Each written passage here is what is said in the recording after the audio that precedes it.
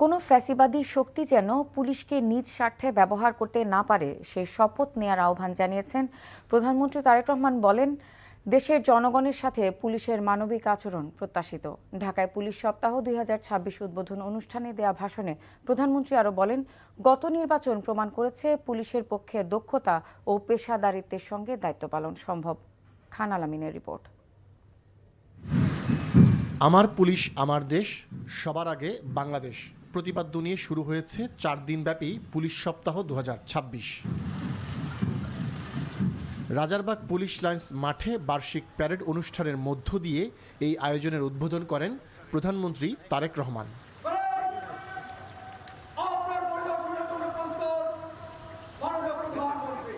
পুলিশের বিভিন্ন কন্টিনজেন্ট ও পতাকাবাহী দলের সুশৃঙ্খল দৃষ্টিনন্দন ও বর্ণিল প্যারেড পরিদর্শন ও অভিবাদন গ্রহণ করেন প্রধানমন্ত্রী।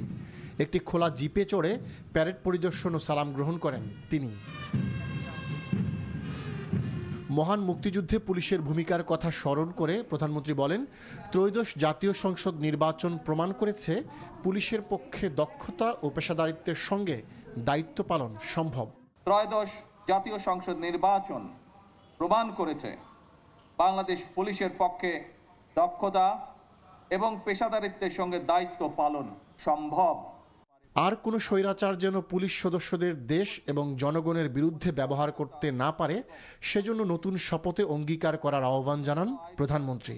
এই বাংলাদেশে আর কোনো ফ্যাসিবাদ স্বৈরাচার যেন পুলিশ সদস্যদেরকে দেশ এবং জনগণের স্বাধীনতার বিরুদ্ধে ব্যবহার করতে সক্ষম না হয়।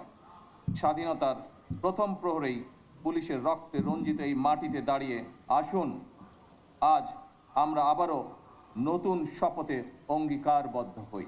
দেশের জনগণের সঙ্গে পুলিশ মানবিক আচরণ করবে এমন প্রত্যাশার কথাই তুলে ধরেন তারেক রহমান।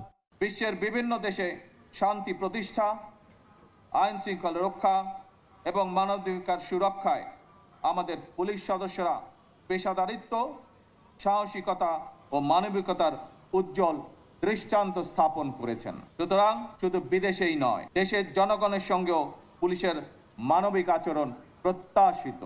আগামী বুধবার পুলিশ কর্মকর্তাদের পুনর্মিলনীর মধ্য দিয়ে শেষ হবে এবছরের পুলিশ সপ্তাহ। খান আলামিন, এনটিভি নিউজ, ঢাকা।